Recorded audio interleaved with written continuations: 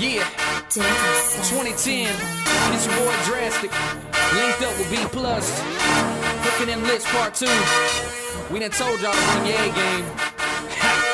Yeah. You know as soon as I hit the water, it's about to go down. Get to the spot, it was time to creep, so I dropped that trolling motor down. We still be hooking them lips, hooking them lips. We still hooking them lips, hooking them lips. You know as soon as I hit the water, it's about to go down. Get to the spot, it was time to creep, so I dropped that trolling motor down. We still be hooking them lips, hooking them lips. We still. Hey everybody, welcome to North Roads Outdoors. My name is Tori Rhodes and you are watching another episode of Pro Talk. On this week's episode, we're going to talk about becoming a pro fisherman. All of us would love to be on tour and be pro tour fishermen.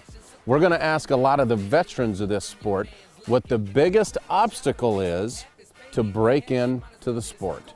Without a doubt, it's being recognized. You know, I mean, everybody talks about sponsors, but you know, you got to get your name out there. Sponsors aren't really interested in how many fish you catch. They're more interested in, you know, fishing as being a platform to showcase their brand or their products, and so it's really hard for a young angler to get noticed. So it's really important to have good relationship with the media.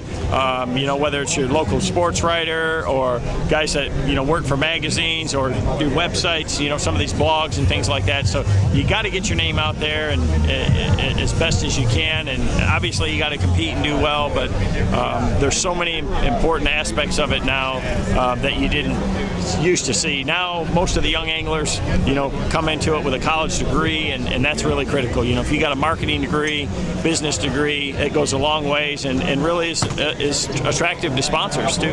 It's just getting the capital to go do it. Because this is a sport that we still pay to play, and it's at this level it's very expensive, and it's just getting the financial backing to go do it. And hopefully, you know, after the next few years, it'll start kicking off again, and it'll make it easier for guys to do it. It's so expensive. Yeah. What the cost of travel and the gas and the hotels and tackle and boats. Well, first of all, you know, this is no different than any other sport. You have to have an ability in order to compete against these anglers. And in order to develop that ability, you got to practice, and fish as hard, you know, fish, learn, push yourself as hard as you can. Probably the biggest misconception that we have on the circuit is that, oh, I'm going to find me a sponsor to pay my way.